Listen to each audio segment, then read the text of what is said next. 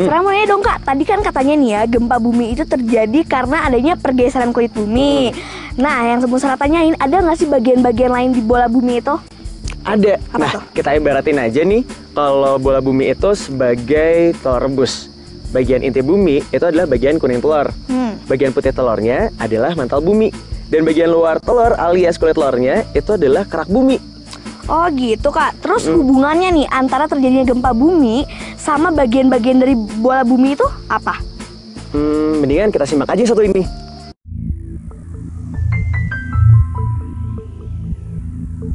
Ternyata bumi kita berlapis-lapis. Secara garis besar, ada kerak bumi atau stratosfer, ada astenosfer, ada mantel bumi, dan juga ada inti bumi. Itulah dinamika bumi kita.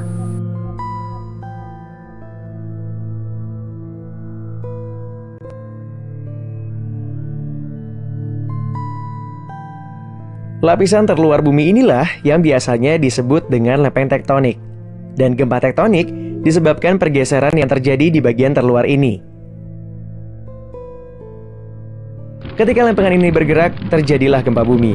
Besar kecilnya gempa ditentukan oleh panjang lempengan yang bergerak dan jenis pergerakannya.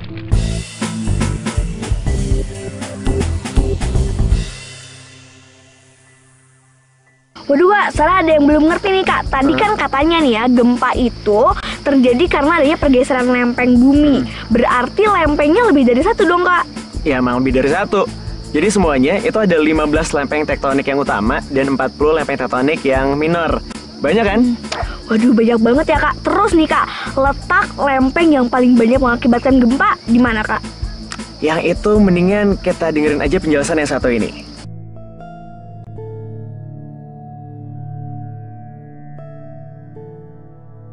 Yang paling terkenal di dunia adalah lempengan yang sering disebut dengan cincin api Pasifik.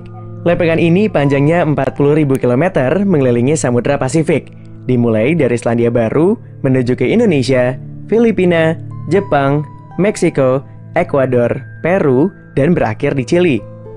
Cincin api Pasifik ini adalah rangkaian lempeng tektonik yang paling aktif. Dari 90% gempa yang terjadi di dunia, 81%-nya terjadi di rangkaian ini.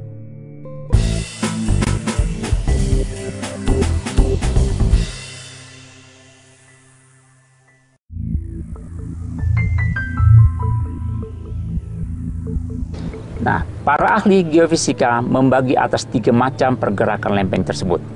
Yang pertama adalah pergerakan divergen, di mana satu lempeng dengan lempeng lainnya saling menjauh satu dengan lainnya, menghasilkan suatu gunung-gunung di sepanjang lautan, yang dikenal sebagai mid-oceanic ridge atau punggung tengah samudra. Pergerakan kedua yang dikenal sebagai pergerakan konvergen, contohnya adalah Indonesia. Indonesia terletak di ujung tanduk lempeng Eurasia yang sedang diterjang oleh lempeng Australia, sehingga menghasilkan pergerakan ini menghasilkan gempa sepanjang Indonesia. Maka Indonesia dikenal sebagai Ring of Fire atau sabuk api sepanjang Indonesia. Yang ketiga adalah transform fault atau pergerakan transform. Ini adalah contohnya Sumatera.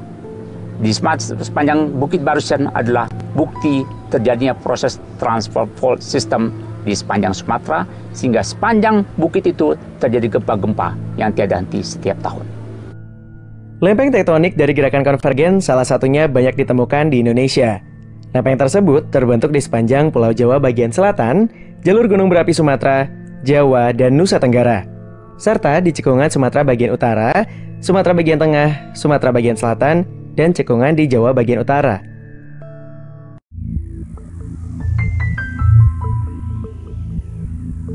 Nah Kak, kalau misalnya terjadi gempa di beberapa daerah, apa kerusakannya di setiap daerah sama?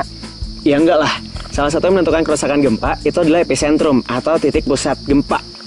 Oh, Sarah ngerti. Berarti semakin jauh daerah itu dari epicentrum, maka kerusakannya akan semakin kecil. Sebaliknya, kalau daerah itu akan semakin dekat dengan epicentrum, maka kerusakannya akan semakin besar. Gitu kan, Kak? Nah, itu dia. Tapi harus diingat juga, yang menentukan kerusakan akibat gempa itu nggak cuma epicentrum, tapi juga kekuatan gempa.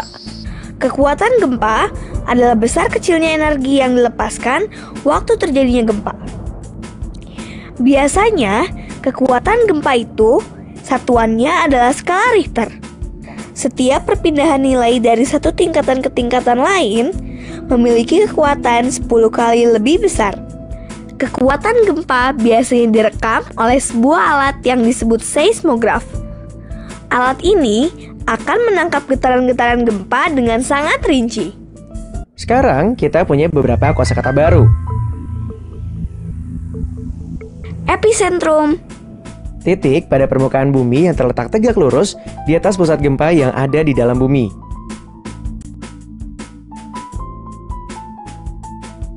Skala Richter.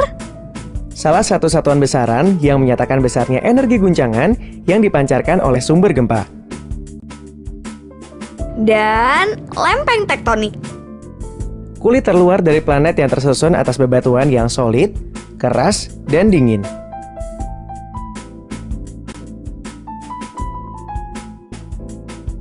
Untuk lebih mengenal gerakan lempeng bumi, kita akan melakukan sebuah percobaan.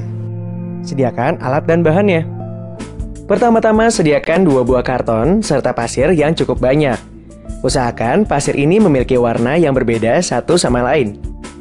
Tuangkan salah satu pasir berwarna di salah satu sisi dan pasir berwarna lainnya di sisi lainnya.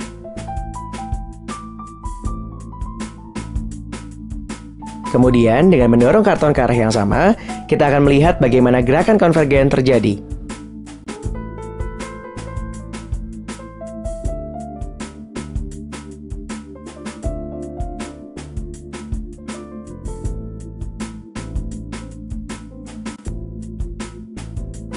Dengan menggerakkan karton ke arah yang berlawanan, kita akan melihat bagaimana gerakan divergen terjadi.